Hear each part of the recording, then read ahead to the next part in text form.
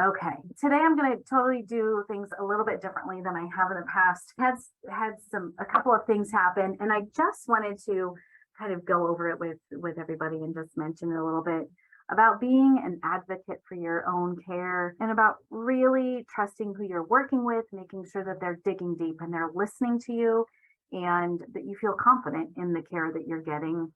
I know it's really hard. None of you, well, if you didn't go to medical school or you don't have advanced medical training, it's really hard to fully know sometimes if you're getting what you need. So today I just want to touch on that a little bit.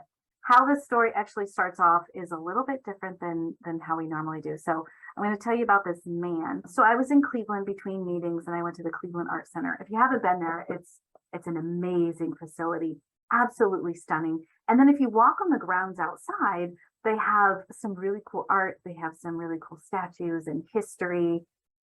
Really, it's just an amazing place. So I encourage you to go explore. As I was walking around, I saw this really neat statue. And so I wanted to read a little bit about it. So I'm going to read, well, I'll get to that. So what we're doing today is I'm going to tie in what happened at the Cleveland Art Center to recently what happened with a patient. So let me tell you the patient side of things first. Patient came in and is treated for a thyroid problem, is known to have a thyroid problem, and it's something that needs to be managed constantly up and down. It's not your typical issue with thyroid. It's a unique kind of situation with an autoimmune issue, and it must be managed very tightly. It's not something that can typically be taken care of with diet and lifestyle because this is triggered by a very, very strong autoimmune issue. So not your typical thing. She was being followed by the TSH number. And if you've looked at any or watched any of our thyroid videos, you know that the thyroid is way more than just a TSH. So she's being managed by a provider who is following her TSH and saying, yep, I know you have an overactive thyroid. Good thing we're managing it with some medication. Yep, we know you're overactive. No, you're not. Well, along the way, the person starts having a lot of issues with anxiousness, getting very, very anxious, loss of appetite, hair loss, feeling awful, just feeling really awful, and doesn't feel like anybody's digging deeper. So the provider says, yes, we're checking a TSH. We're watching this very closely. She still continues to feel miserable. So here we have somebody who is getting the routine thing checked. If you look at the picture from far away, you'll say, yep, autoimmune thyroid problem, being followed by an endocrinologist, checking the TSH, and we're going to treat her based on that. Now, I want you to come back with me to the Cleveland Museum of Art.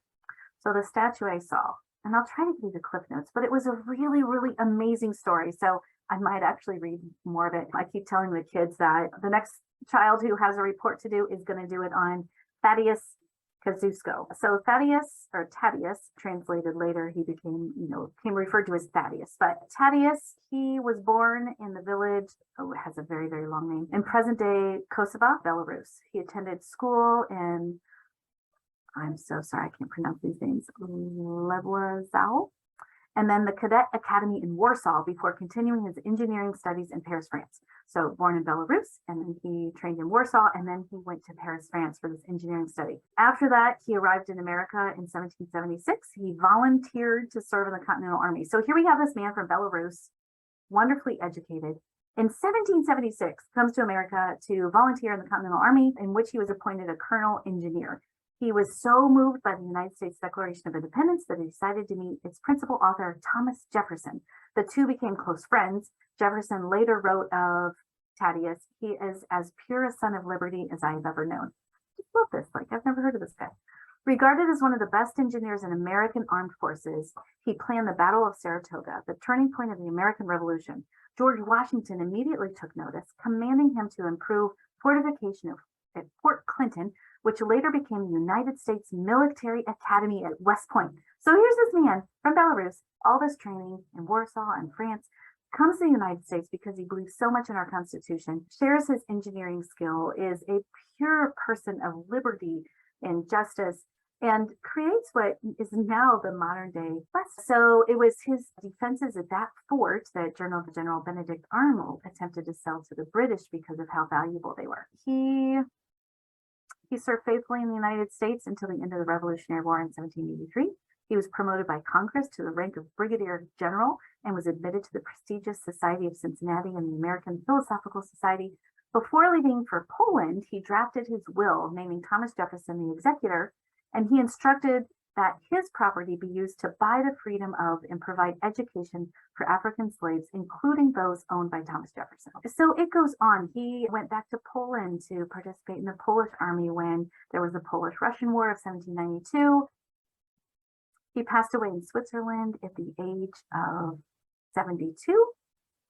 And what's interesting is he immigrated from Poland to Cleveland. And so that's why the statue was in Cleveland. And then all of his history with the United States and engineering came from here. On May 7th, 1905,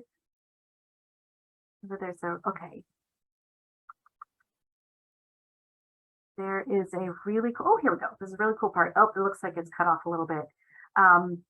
He was rewarded for all of his help he did with the United States and the Army, that he was gifted a payment of $15,000 and a land grant of 500 acres, which is known as the Thaddeus land in present-day Dublin, Ohio. So anyways, super amazing story about this person who came and arrived in Cleveland and joined the Army and did all these things, including leading to West Point and being gifted by the United States government all this land, which happens to be in Dublin, Ohio. Anyway, I found the whole thing to be fascinating. How this ties into my story. If you're walking around the art center and you see this cool statue, you're like, oh, that's a cool statue. Must be somebody pretty old. Oh, yep, it's from the 1800s and 1800s. Okay, yep, that's cool. Oh, all right. So he's clearly a soldier. He's got soldier's outfit on as a statue. And then you keep walking. So that's kind of like this superficial look of how traditional medicine oftentimes approaches things lately, it feels like, from what we see on a day-to-day basis. When I reflect that back to my patient's story, we have this patient who presents with, yep, clearly autoimmune thyroid issue, yep, needs managed pretty regularly, and we're going to look at the most common thing to check. However, once we get into this patient's story, the layers upon layers of issues in her health that have led to the likely development of this autoimmune disease go back very far. And unless you're digging to find out the number of infections she had as a child, what her birth history was like, how many courses of antibiotics did she have before age 3? Did she have mono in her young life? Did she ever have any issues with insect bites that were of concern? Did she have any adverse life events at a young age? Or child ACEs, ACEs, adverse childhood exposures and events? Did she have any head traumas? Did she have any life traumas or psychological traumas? You look at all of these things and they're like dominoes leading up to her current presentation that is way, way deeper than somebody who just has a thyroid problem and gets a TSH monitored. Upon extensive review of her lab work and hearing her history, she had gross abnormalities found in her lab work that triggered a completely more intensive level of care than was currently being done. Somebody is finally paying attention. Somebody is finally listening and getting into that history. If Vitality, every single provider, thinks of your history and thinks of your presentation and everything you've been through, like I saw Thaddeus in the statue at the Cleveland Museum of Art, it's not just a presentation of what is, it's everything that goes in the background, everything that happens to build to exactly who you are right now, what your body is doing right now, and then also trying to foresee what the future holds and to create a pathway that will be significant and the quality that you're desiring. But we have to look back at the history first to determine where you truly are right now and where we can get you to go. So I hope you all have somebody who can advocate for your health. I hope you alone are also just empowered to advocate for your health. If you ever get to the Cleveland Museum of Art, you can check out Thaddeus and the statue. But I hope you all have a great day today. If you have any questions, please don't hesitate to reach out to Vitality. We are passionate about caring for you. We are passionate about getting to the root cause of where your processes in your body are coming from so that we can really offer a lifelong benefit to your health. So have a great day.